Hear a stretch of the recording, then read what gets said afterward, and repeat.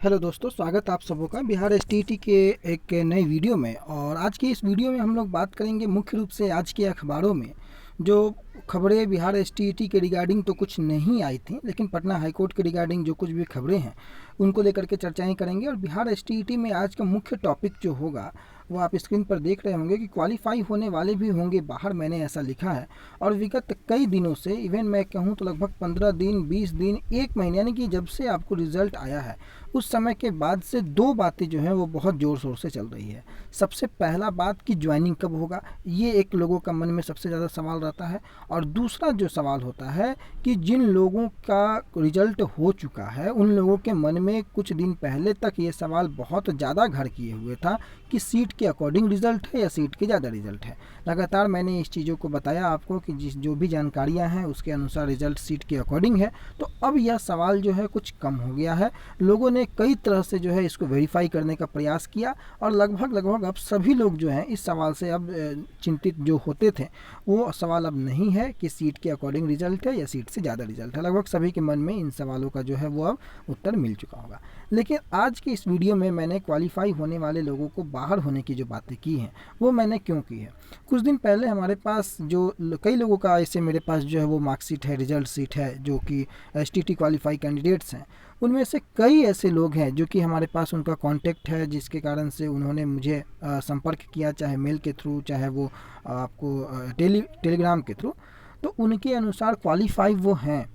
कई लोग ऐसे हैं जो कि क्वालिफाई हैं, लेकिन उनका कई कारणों से उनका रिज़ल्ट जो है वो पेंडिंग में हो जाएगा, उनकी बहाली नहीं हो पाएगी। बहाली अभी किसी की नहीं हो पा रही है, लेकिन सारे लोगों की बहाली, जो लोग क्वालिफाई हैं उन लोगों की होगी। लेकिन कई लोग ऐसे हैं जो बाहर हो जाएंगे।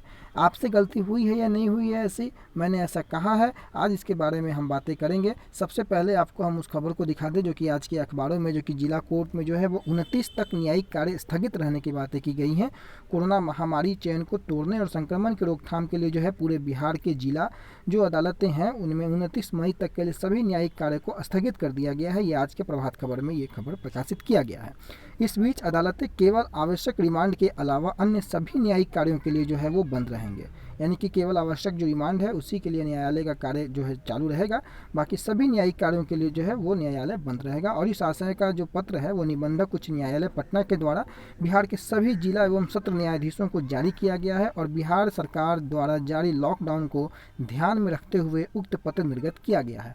लॉकडाउन बढ़ने की भी खबरें आज के अखबारों में आप लोगों को देखने को मिली होगी कि 5 जून तक जो है लॉकडाउन बढ़ सकता है। और जो खबरें हैं कि प्रथम सप्ताह के जून तक लॉकडाउन श्योर रहेगा, ऐसी बिल्कुल संभावनाएं जो है वो दिख रही हैं।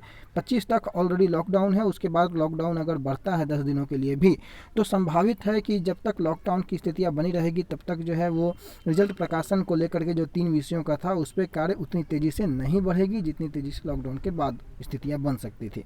तो ये तो होगा एक पहली खबर। दूसरी खबर इसी के जस्ट नीचे प्रभात खबर में आप देखेंगे तो 24 मई से 20 जून तक बंद रहेगा हाईकोर्ट, जिसकी जानकारी जो है वो कल भी मैंने आपको दी थी। लेकिन इसमें मुख्य बातें जो हैं कि गर्मी की छुट्टी में सूचीबद्ध होने वाले सभी मुकदमों की सुनवाई जो है वो वीडियो कॉन्फ्रेंसिंग से की जाएगी, लास्ट आप लाइन में देखेंगे तो। और अभी कोरोना के कारण हाईकोर्ट में फिजिकल सुनवाई बंद है, जैसे कि बातें आपको पहले से पता है।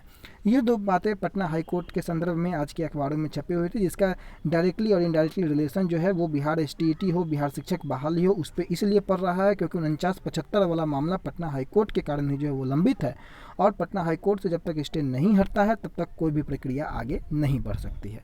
अब हम आते हैं आज के मुख्य खबरों की ओर। ये आज से 7 महीने पहले का मेरा वीडियो है, जिसमें मैंने कहा था रिजल्ट आने के बहुत पहले, 7 महीने पहले का मतलब आप समझिए कि रिजल्ट आपको मार्च में आया है, और उससे भी 4 महीने पहले, 5 महीने पहले का ये वीडियो है, जिसमें मैंने उस समय ये कहा था कि 75+ वालों जो है उनकी सभी की नियुक्ति होगी। मैंने एक जो न्यूनतम कट ऑफ था जनरल का, उसको लेकर के मैंने इसमें बात की थी कि सभी क्वालिफाई जो लोग हैं उनकी नियुक्ति होगी। कई लोग मेरे इस बात से जो है वो डिसएग्री भी किए थे, लेकिन आज की परिस्थितियों में, उस समय भी मैंने अपनी इस वीडियो को देखा होगा तो आपको पता होगा, उस समय भी मैंने इस चीज़ों को बताया था कि नियोजन में उस समय जबकि नियोजन की प्रक्रिया थी, अभी तो ऑनलाइन और सेंट्रलाइज्ड फॉर्म में बातें हो रही हैं, उस समय नियोजन इकाई के माध्यम से बातें हो रही थी। तो अब यहाँ पर मैंने इस बात को भी बताया था कि नियोजन में परेशानी किसे किसे हो सकती है। आज जब रिज़ल्ट आ चुका है तो रिज़ल्ट आने के बाद आप लोगों को भी एहसास होगा कि जो कट ऑफ पे मैंने भी वीडियो काफ़ी बनाया, कट ऑफ को लेकर के लोग 100, 110, 120 जो लोग कहते थे आज वो नज़र नहीं आते हैं। अब 75 प्लस वाले यानी कि जो न्यूनतम कट ऑफ था उतना भी लाने वाले लोग आज क्वालिफाई हैं। इवन नंबर ऑफ़ कैंडिडेट जो हैं वो सीट वैकेंट है, नहीं मिल पाए हैं किसी भी कारणवश।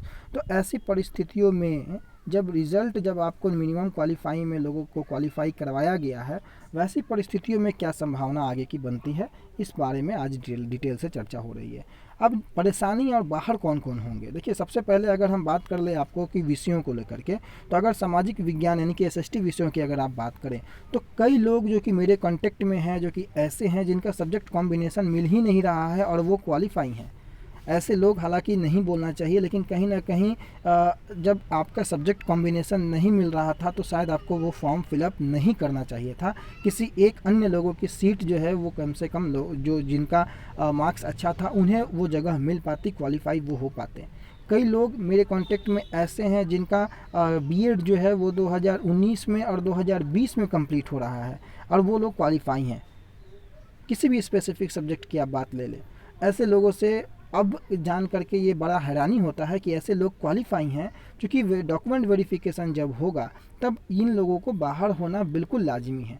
देखिए 2-3 मुख्य बिंदु मैंने इसमें बताया है। बिहार एसटीईटी में जो लोग इस रेस से या ज्वाइनिंग की प्रक्रिया से बाहर हो जाएंगे, और ऐसे नंबर ऑफ़ कैंडिडेट अच्छे खासे हैं। तकरीबन एसएसटी में अगर हम बात करें तो लगभग 8 से 10 कैंडिडेट तो उनका डाटा तो हमारे पास है ऐसा, जिनका सब्जेक्ट कॉम्बिनेशन नहीं मिल पा रहा है या किसी अन्य रीज़न से नहीं मिल पा रहा है। कई लोग ऐसे हैं जो कि बिहार के हैं ही नहीं। सबसे बड़ा इसमें देखिए दुविधा यह है कि उनका रेसिडेंस बिहार का है ही नहीं, उनका शिक्षा बिहार से कोई उनको लेना देना नहीं है, लेकिन वो क्वालिफाई हैं। कई लोग ऐसे हैं जो कि बीएड परसुइंग में थे, डिग्री कंप्लीट नहीं है उनकी, वो लोग भी गलत मार्क्स लगा करके वो लोग क्वालिफाई हो चुके हैं। क्योंकि जब आपने फॉर्म फिलअप किया था उस समय आपको ये कॉलम मांगा गया था कि आप बिहार के निवासी हैं या नहीं हैं, बिहार के आप जो परमानेंट एड्रेस को लेकर के बातें की गई थी कि डोमिसाइल है या नहीं है, उसमें आपको केवल टिक लगाना था। वहाँ पर आपको प्रमाण नहीं मांगा गया था।